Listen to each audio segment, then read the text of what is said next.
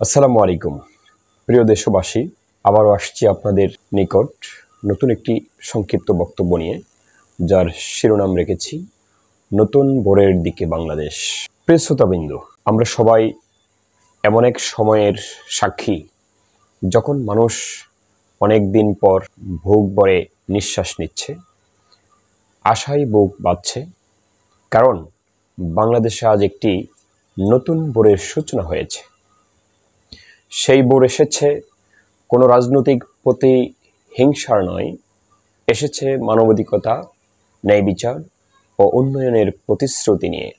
যদিও বর্তমান সরকার ইউনূস সরকারের আইন শৃঙ্খলার অনেক অবনতি আমরা লক্ষ্য করছি, যার পেছনে আমরাও জানি কিছু বাস্তবতা, রাষ্ট্রীয় কিছু বাস্তবতা রয়েছে।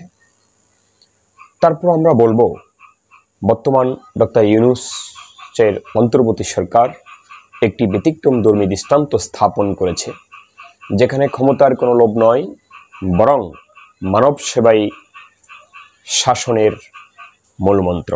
তারই সাথে আমি বর্তমান সরকারের কিছু সফলতার প্রতি আজ আপনাদের সাথে শেয়ার করব। শিক্ষা ব্যবস্থায় ঐতিহাসিক অগ্রগতি হয়েছে। আমরা দেখেছি বছরের পর বছর নিয়োগ বাণিজ্য, দুর্নীতি আর পক্ষপাতিত্বে জর্জরিত ছিল শিক্ষা ব্যবস্থা, কিন্তু আজ শিক্ষক নিয়োগে মেধা ও স্বচ্ছতার ভিত্তিতে নির্বাচিত হচ্ছে। স্কুলের বাইরে থাকা শিশুদের জন্য চালু করা হয়েছে স্কুলমুখী কর্মসূচি, যেখানে সুবিধাবঞ্চিত শিক্ষার্থীরা বিনামূল্যে বই, পোশাক, এমনকি খাদ্য সেবা পাচ্ছে। অনেক স্কুলে মিড ডে মিল বা দুপুরের খাবার চালু করা হয়েছে, যাতে পুষ্টির অভাবে শিক্ষার্থীরা পেছনে না পড়ে।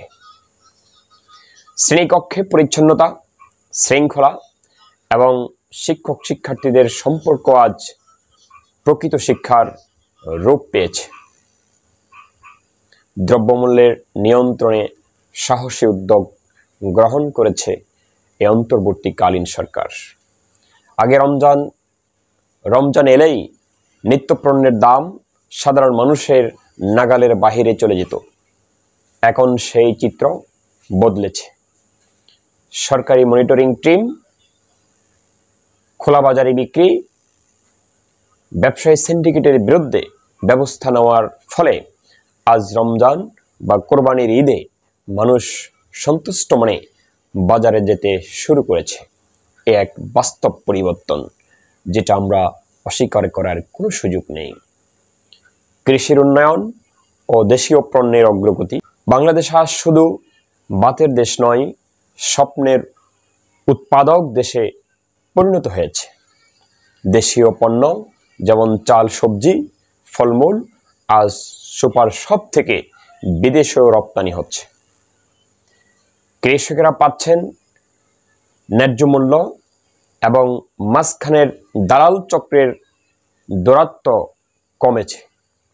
একটি বাড়ি, একটি খামার, মাটির ব্যাংক, এগুলো আর শুধু কাগজে শব্দ নয়, বাস্তব জীবনের সাফল্যের গল্প।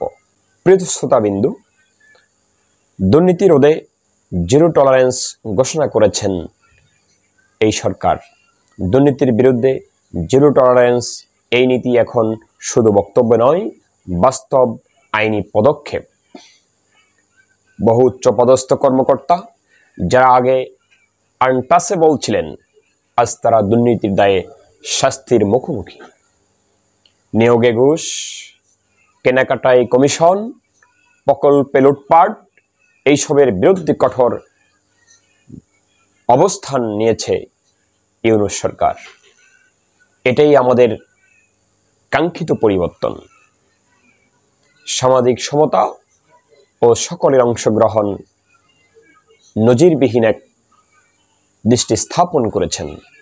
যেখানে অতীতে ক্ষমতাধর একটি গোষ্ঠী সব সুবিধা একচেটিয়া ভোগ করতেন, আজ সেই চিত্র বদলেছে।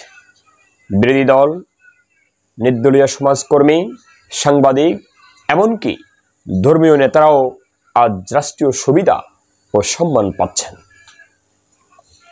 সামাজিক নিরাপত্তা বেষ্টনী সার্বজনীন হয়েছে। সবার জন্য পেনশন, প্রতিবন্ধী ভাতা, নারী উদ্যোক্তার সুযোগ বেড়েছে।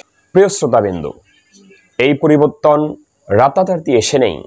এটি এসেছে একটি মানবিক, চিন্তাশীল ও দূরদর্শী নেতৃত্বের কারণে, যিনি নিজেকে কখনো প্রধানমন্ত্রী বলেননি, বলেন আমি জনগণের তত্ত্বাবধায়ক মাত্র।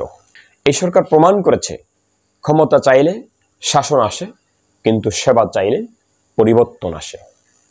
আসুন আমরা অতীতের সকল ভেদাভেদ ভুলে গিয়ে বর্তমান অস্থায়ী সরকার যেভাবে সকল দিকেই কিছুটা হলেও স্বচ্ছতা এবং জবাবদিহিতার নজির পেশ করেছেন, আমরা এই সরকারকে আগামী যে এপ্রিল পর্যন্ত সময় নির্ধারণ করা হয়েছে, এই সরকারকে সহযোগিতা করে একটি সুস্থ সুন্দর নির্বাচনের জন্য সহযোগিতা করি। তাহলেই সকল মতের, সকল শ্রেণীর মানুষকে নিয়ে বাংলাদেশ করতে পারবো আমরা ইনশাআল্লাহ, যেখানে শিক্ষা থাকবে, খাদ্য থাকবে, ন্যায্যতা থাকবে, মানবতা থাকবে। ধন্যবাদ প্রিয় শ্রোতাবিন্দু। জয় বাংলা, জয় বাংলার সাধারণ জনগণ। আল্লাহ হাফেজ।